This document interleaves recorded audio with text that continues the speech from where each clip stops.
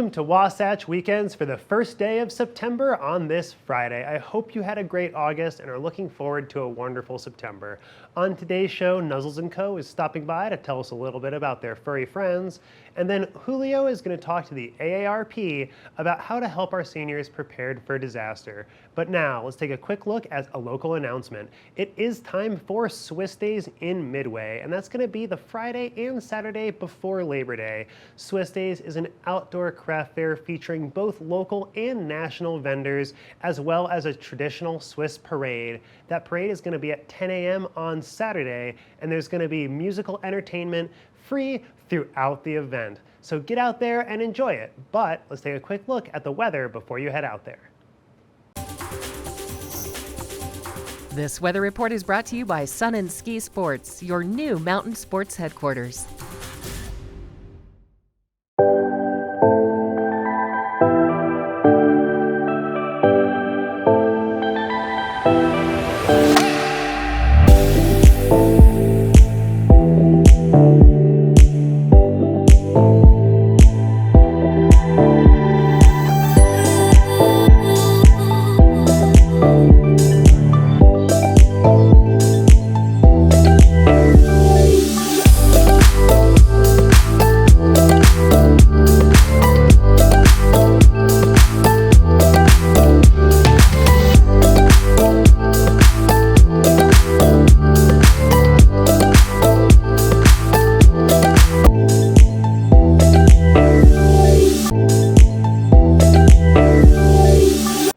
Welcome back to Wasatch Weekends. It's Friday, which means Nuzzles & Co. is stopping by to tell us a little bit about this week's adoptable pet.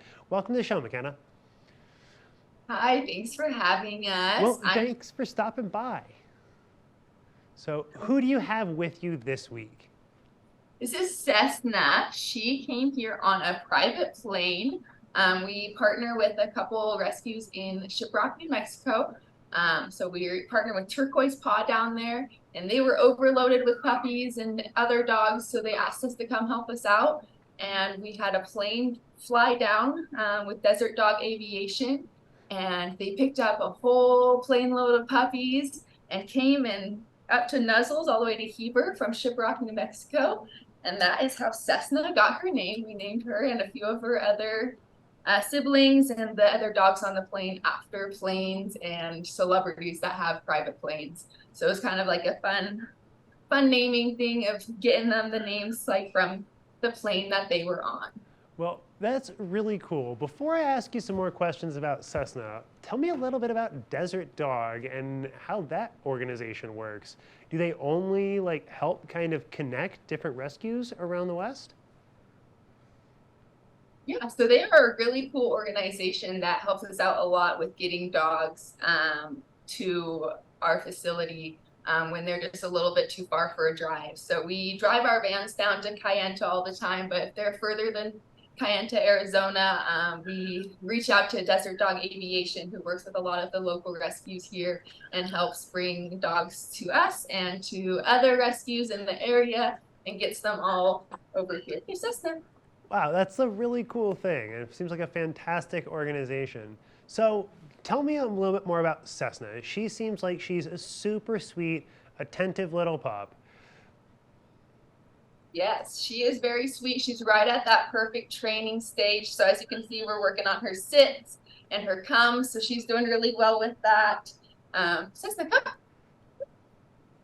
Stay looks like it might still be a little bit of a work in progress, especially with the younger pup. Sure. She's definitely got that puppy energy where she just kind of wants to go explore. She hasn't been in my office much, so she is definitely super excited to sniff around and see what's going on in my office. But she is super sweet. She loves to be very eager to please, as you can see. Just wants to do whatever I ask her to. So you can lay down, sit all the way. Sit. There we go, and lay down. Still working on her commands, but she's right just in that perfect training stage, and we are slowly working on them with her. And she is definitely treat motivated, as you can see. So She looks like she's a little bit of a lab, or lab-ish. She definitely kind of looks like it. She's got a little white patch on her on her chest, and it's super cute. It was bigger when she was younger, but it's kind of shrunk just a tiny bit. So when she first came with us, she got exposed to a little bit of a tummy illness, and so she had to be in quarantine and in our vet suite for a little bit.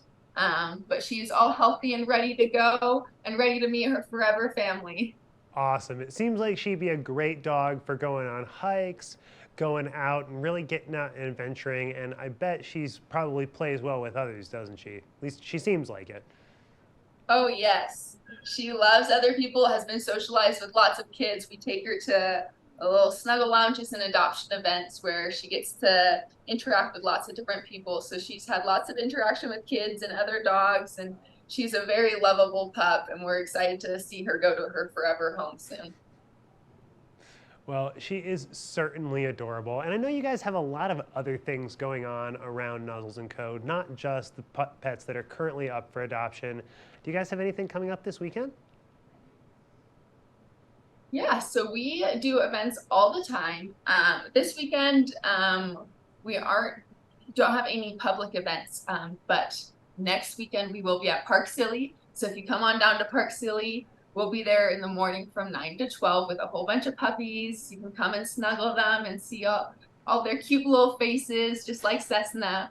And then we also have a big event coming up on the 16th of September in Salt Lake, where we'll have a bunch of adoption events. It will be at the Second Summit Cidery in Salt Lake on Main Street, and we'll have pickleball and a whole bunch of things going on, and it'll be a lot of fun. So Second Summit Cyclery on the 16th, you guys are doing an adoption event there in Salt Lake? Yes. Awesome. Well, we've got to make sure to check that out. Let me ask you one other question about Cessna. How long is she and her friends that came up with the plane? How long have they been with you guys?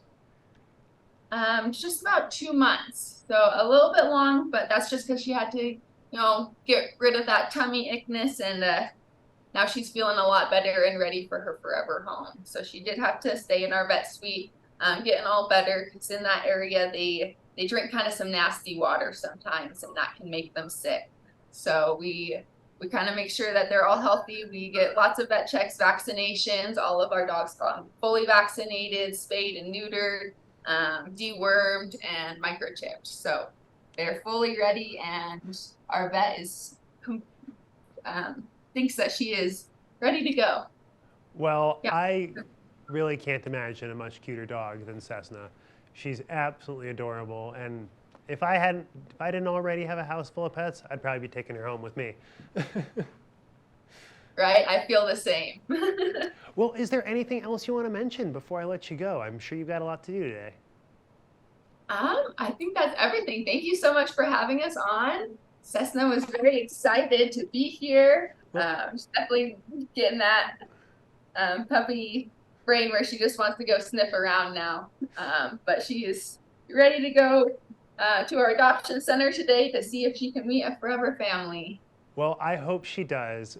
McKenna, thank you so much for joining us. And thank you, Cessna, for being so adorable.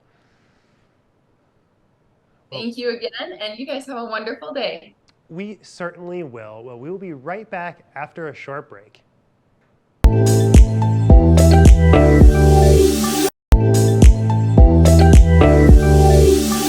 Welcome back to Wasatch Weekends. Julio, one of our Spanish language reporters, had the opportunity to sit down with the AARP and have an interview about how we can help prepare the seniors in our lives to respond to disasters. Let's take a look at that now.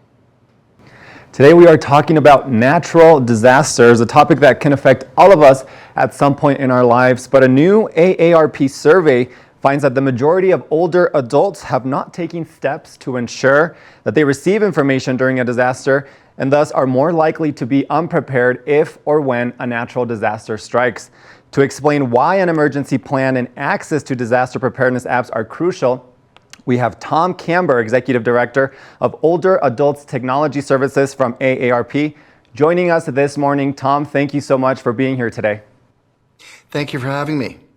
Absolutely. Now, this new survey from AARP that reveals that older adults might be unprepared for natural disasters. Can you maybe talk to us a little bit about what some of those survey findings were, or how older adults are doing when it comes to natural disaster preparedness? Absolutely. There are so many resources available today to help people plan for natural disasters and also get notifications and become empowered to deal with a crisis in their homes. And we did a survey recently to find out just how widespread their use was. We were really alarmed to find that about half of older Americans aren't really making plans at all, and about fewer than 1 in 3 have made a comprehensive plan, and fewer than 1 in 10 is using these online apps and resources.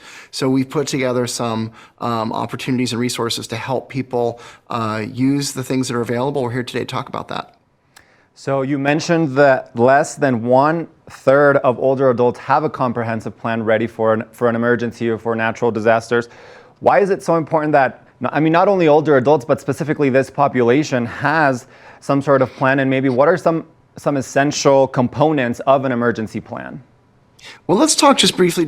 Older people have to work a little bit more aggressively around disaster preparedness because many older people are less socially connected than their younger counterparts. So when people are older, they've got to build that social contact. They have to plan for disasters also because of healthcare considerations. Many people have mobility impairment. They may have medical conditions they have to take into account. And so we've got to get ahead of the curve and get those plans in place for redundancy and making sure that we're safe. The things that people can do to get started, the critical thing to get is to make any kind of plan. We've set up a website here with AARP to help people do that. Sign up for one or more of the online notification systems because when there's a disaster that's taking place, they do not always have days of notification that you can find out about it. Sometimes in an earthquake or a fire, we're talking about a matter of minutes that can make the difference between life and death for people. So the notifications that come to your smartphone or come to your home in multiple formats are really essential to keep people safe.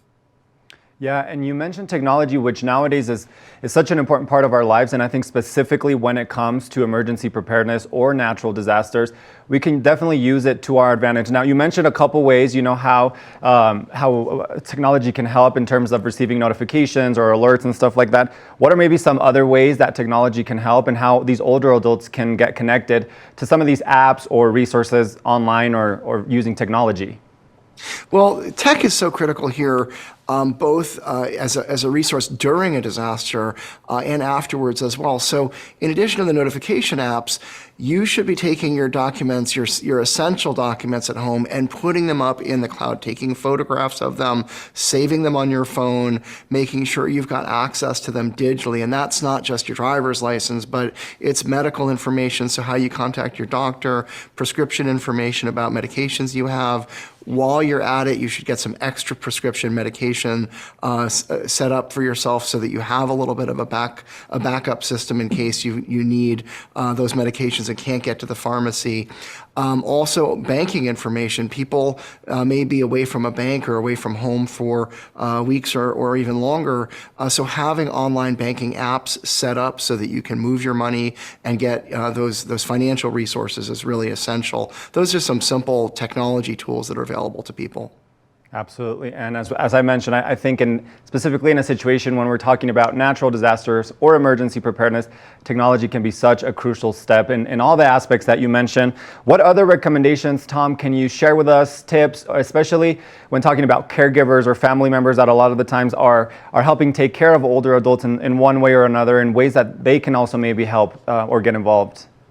That's right. A lot of family members play a critical role here. First of all, if you're a family member that is in a caregiving role, or you've got an older relative or friend, it is your job in this particular scenario to get people moving. Call them up and help express that urgency. Say, I'm going to come over this afternoon.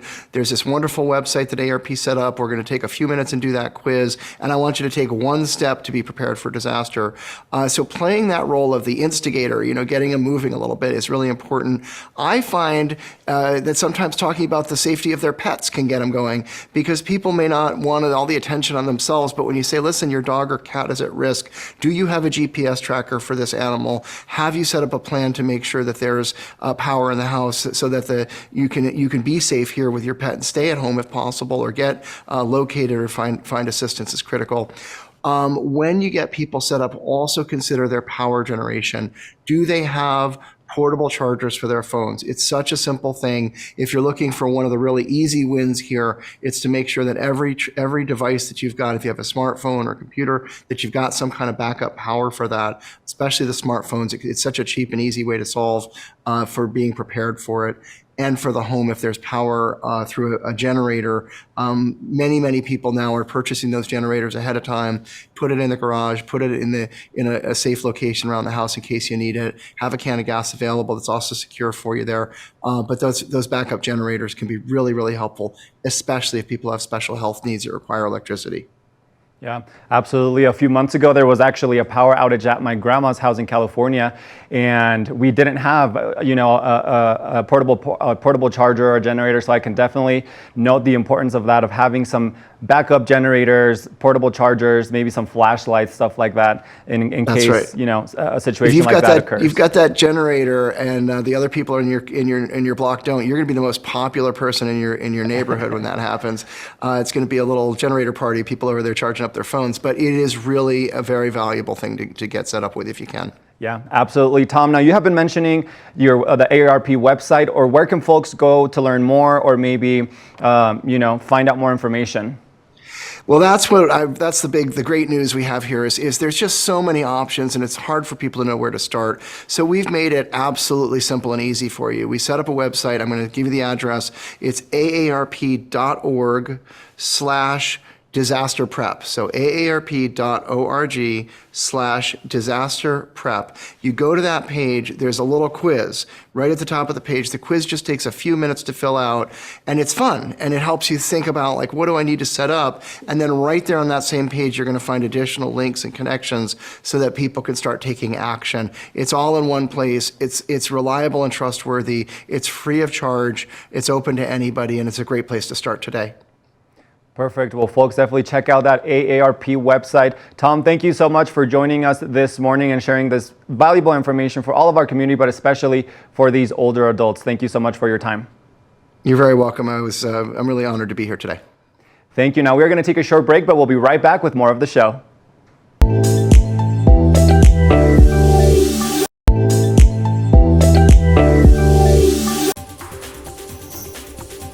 This weather report is brought to you by Sun and Ski Sports, your new mountain sports headquarters.